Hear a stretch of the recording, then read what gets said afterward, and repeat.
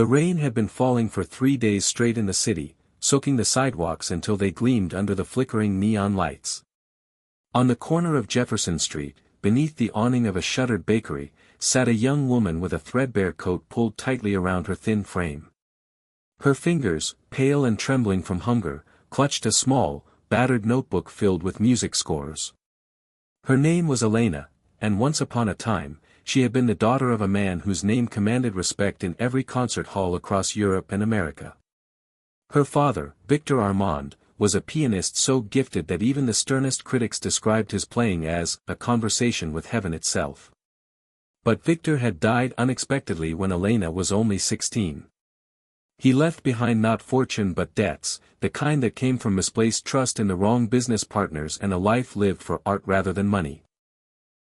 By the time she was 24, Elena had lost her home, her savings, and nearly every friend who once admired her for her family name. Now, all she had left was music, a gift that both blessed and cursed her. That evening, her stomach clenched painfully. She hadn't eaten in 2 days. She wandered past restaurants glowing warm with light, their windows fogged with the breath of diners laughing over plates of pasta and bowls of steaming soup. The smell tortured her. She pressed her palm against her belly, whispering, "Hold on just a little longer." And then she saw it. A small, cozy diner with a dusty upright piano sitting unused in the corner. Its wood was scratched, the keys yellowed with age. The sight made her heart lurch. She stepped inside hesitantly, the bell above the door jingling. The diner was modest, checkered floors, red leather booths, a jukebox against the wall. A group of teenagers occupied a table near the back, their laughter sharp and careless. The man behind the counter, Joe, looked up from pouring coffee. Elena approached, her voice quiet but steady. "Excuse me. I don't have money for food. But if you'll let me, may I play your piano in exchange for a meal?" The teenagers erupted in laughter. "Play the piano? What is this, a movie?" one sneered. Another chimed in, "She probably can't play a note. Bet she just bangs on the keys." Elena's cheeks flushed crimson, but she didn't look away. Joe, skeptical but curious, scratched his chin. "You're sayin' you'll play a song, and if it's worth hearin', I'll give you dinner?" She nodded. "Yes. Just one song." The teenagers kept snickering. One even pulled out his phone, ready to record the performance for mockery later. But when Elena sat at the piano and placed her hands on the keys, something shifted. At first, the notes came soft, uncertain, as though the instrument itself needed coaxing back to life.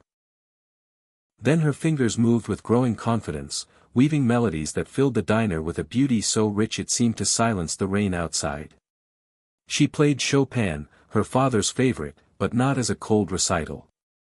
Every note was heavy with her hunger, her loss, her longing.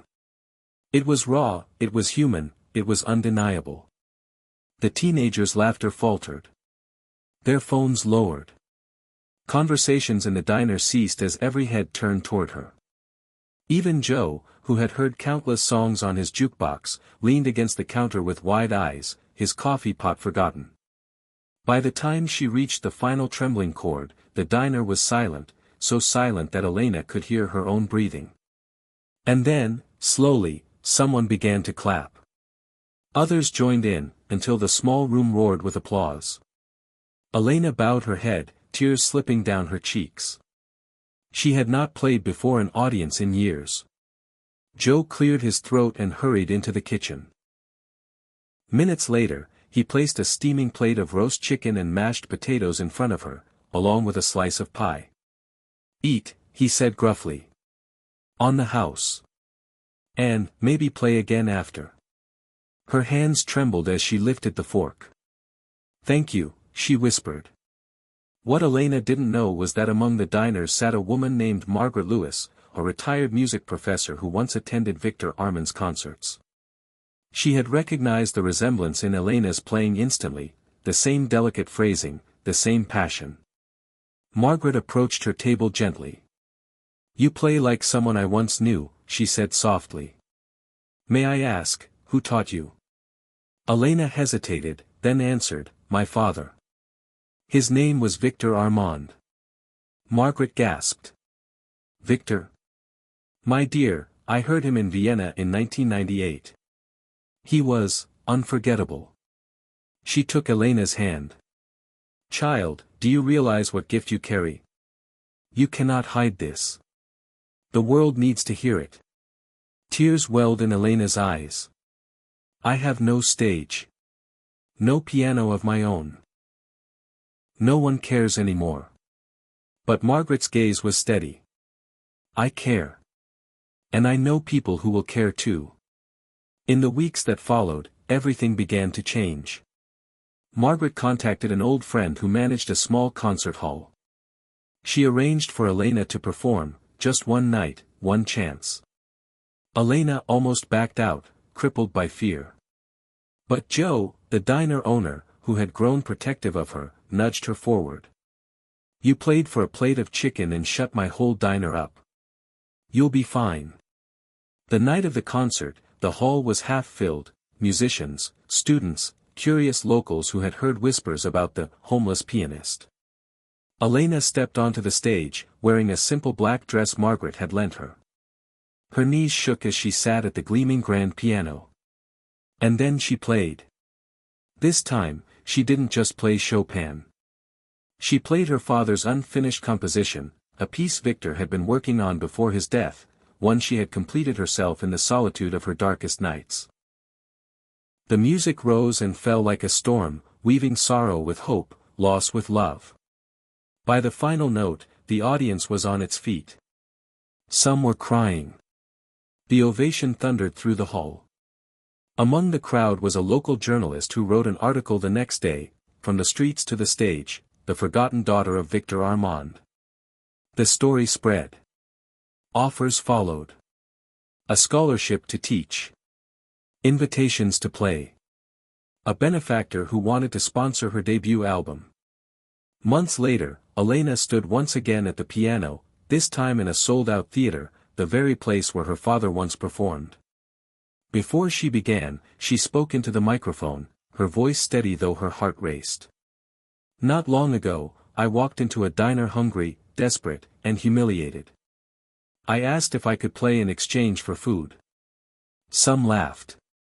But someone listened. And because of that small act of kindness, I stand here today. Music saved me, but kindness carried me here. She paused, scanning the audience, where Margaret sat in the front row beside Joe, pride shining in their eyes. So if you ever have the chance to show compassion to someone, do it. You never know what song they carry inside them. Then she began to play. The notes soared like wings, and for the first time in years, Elena felt her father's presence, gentle, approving, eternal. And somewhere, in the quiet corner of her soul, she knew, the world had laughed when she asked for food. But now, they would listen when she played for hope.